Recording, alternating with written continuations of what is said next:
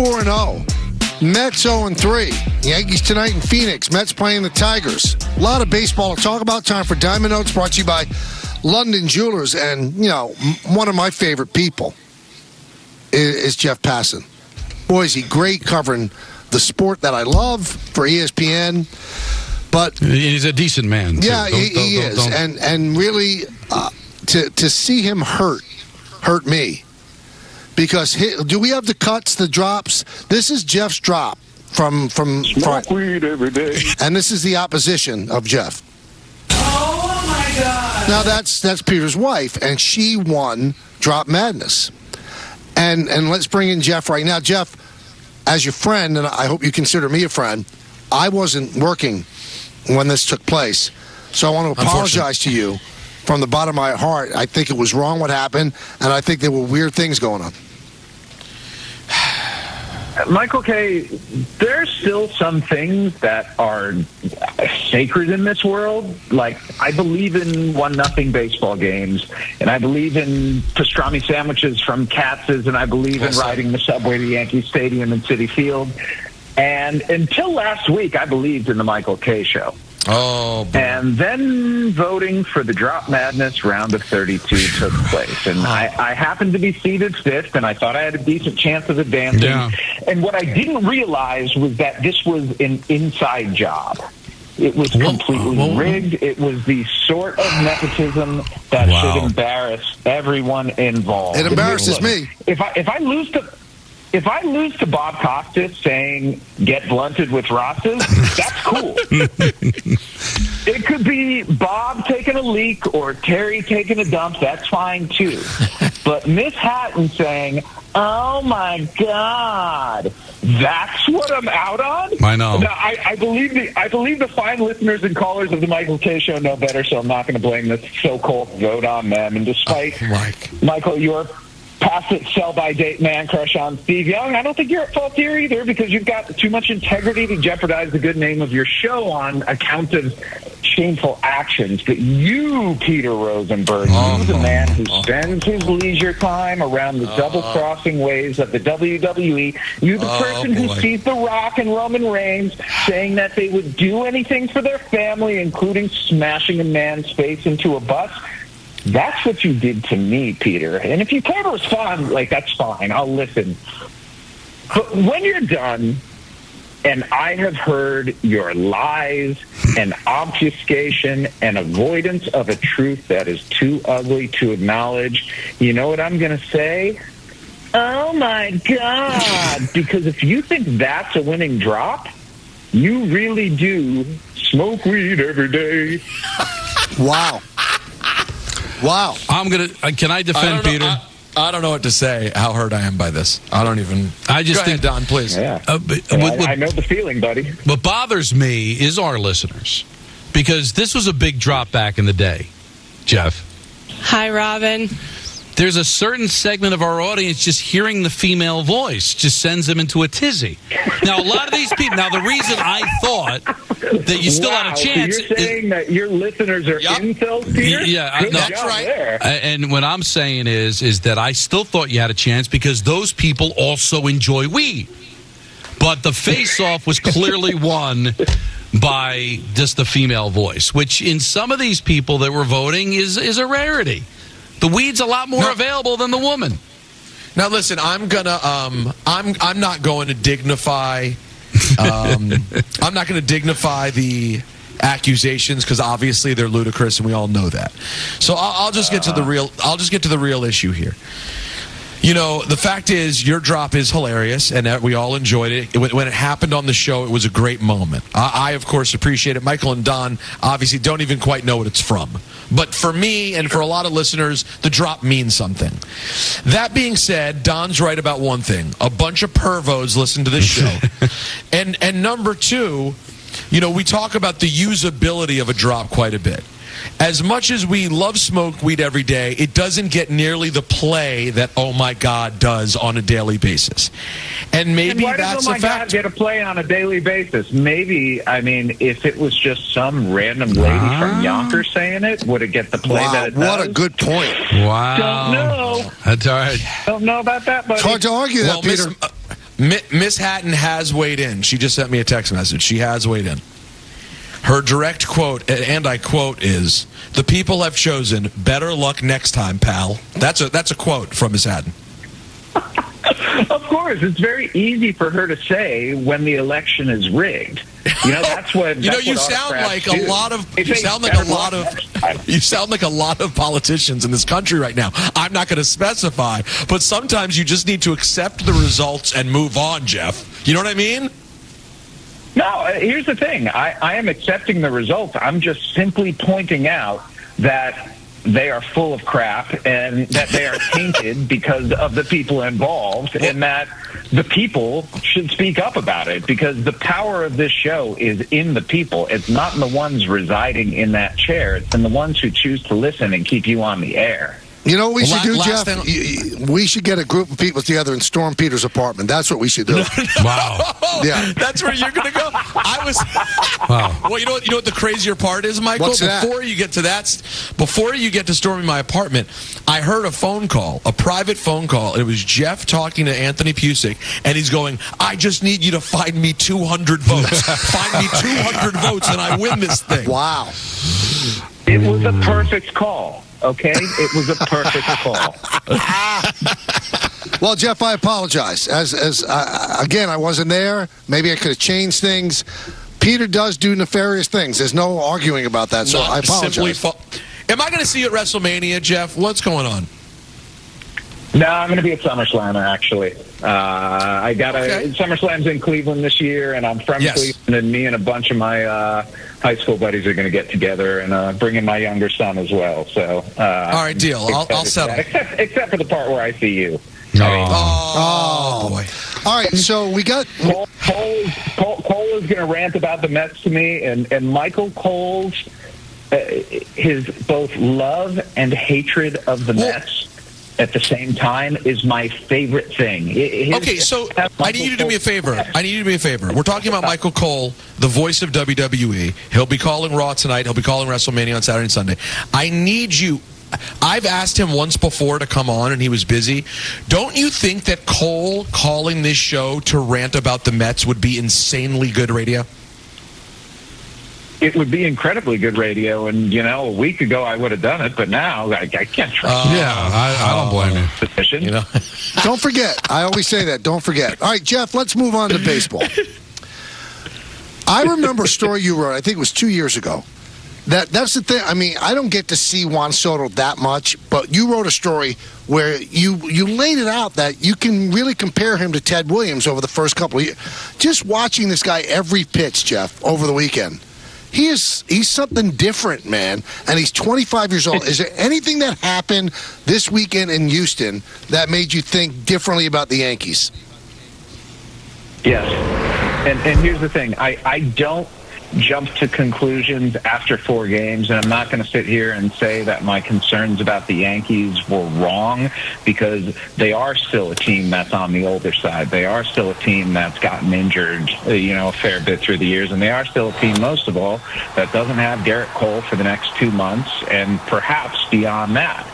That being said, the way that offense produced, and particularly the at-bats that Juan Soto took, it completely transforms this team. And I thought he was going to have the same effect last year on the San Diego Padres, and even though he had a very Juan Soto-like season, the rest of the guys around him simply didn't produce. But seeing that lineup and how relentless it was this weekend against a bullpen that, remember, the Astros are spending a lot of money on every year. I mean, Josh Hader, $20 million. Rafael Montero, $10 million. Ryan Presley, $10 million. Like, this is a $50 or so million bullpen when you include everyone in it. And 4 times they came back on. I mean, they just made them look ineffectual. And, man, seeing that offense this weekend made me think, okay, they are going to hit, and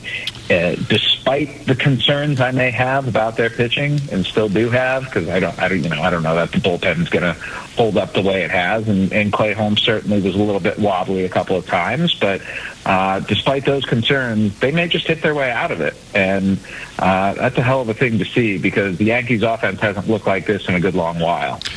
Wanted to get my Met one in before you go, and I'm not worried about 0-3 because the Brewers seem to own them, and you don't have DJ Martinez yet and all that, but they got punked again. Keep saying DJ. I don't know why I do that. Come on, man. All right, you know what? I'm going to tap out. Jeff, have a good day.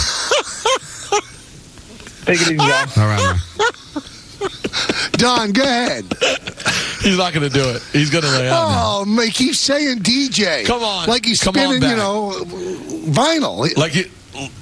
Well, because there is DJ LeMahieu in the same market. That's fair. Okay, That's fair. so Don, I'm sorry I said it. Please go on. And Martinez hasn't been here. He hasn't even hit yet for the Mets, so give me a break. All right, there you go. All right? Try again. You can't even say the town that I'm from. Hawthorne. Great point. All right? And you had the Mets you had the Yankees going after a different Bellinger the entire year.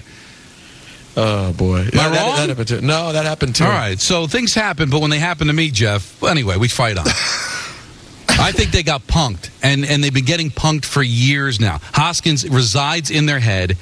I'm of the belief that if you're Jeff O'Neill and you're going to get mad, punch him. Because you can't get redemption in baseball anymore.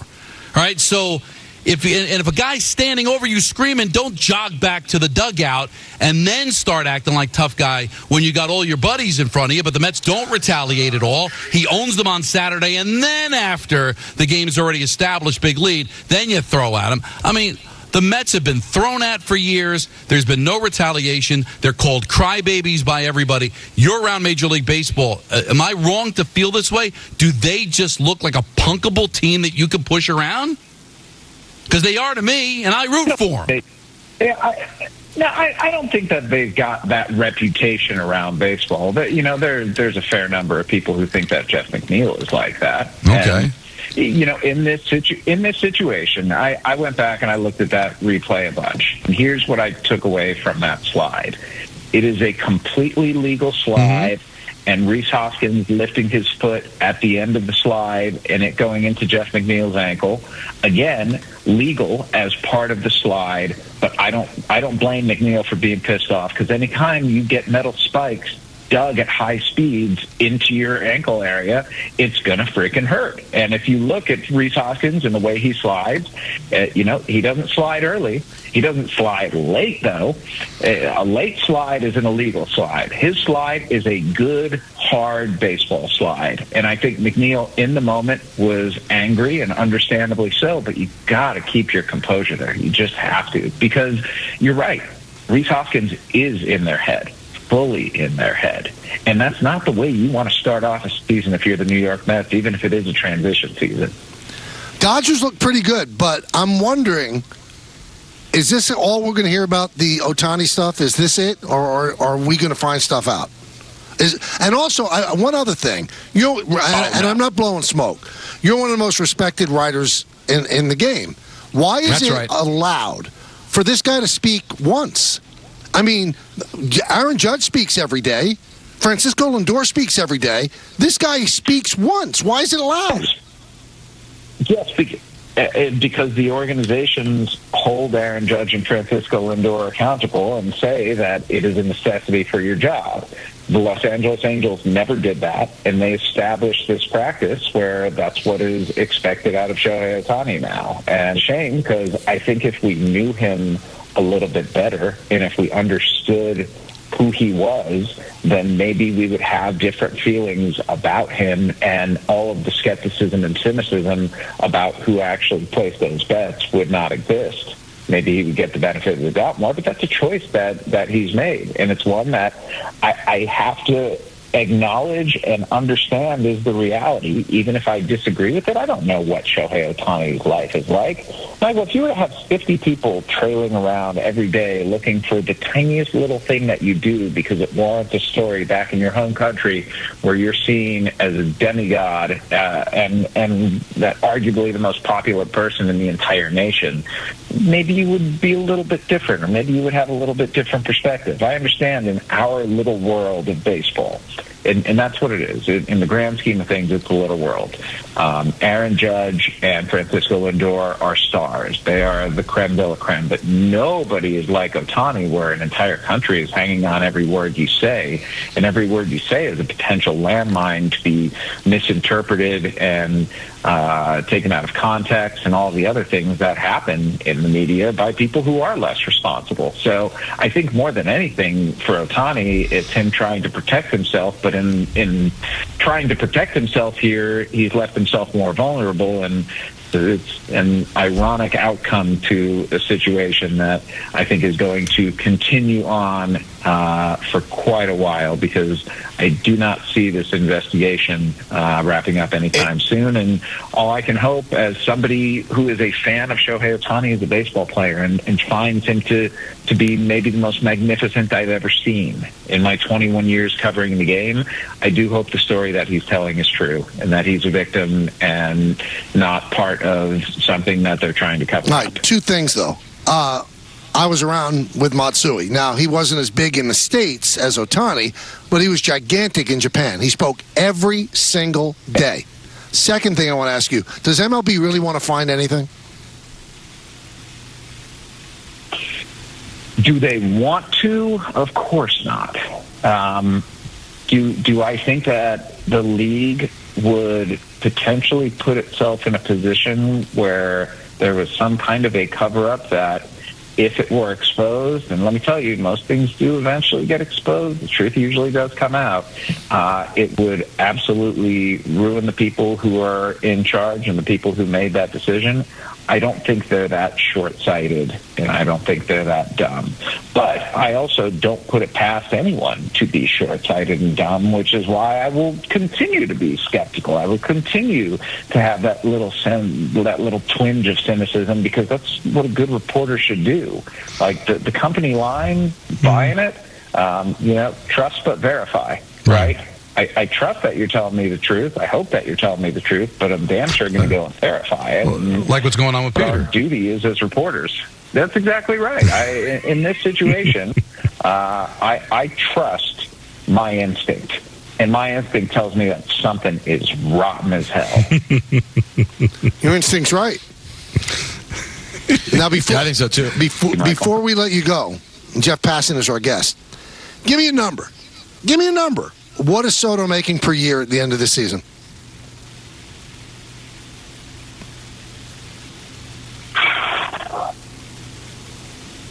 $50. That's what I'm thinking. Yeah.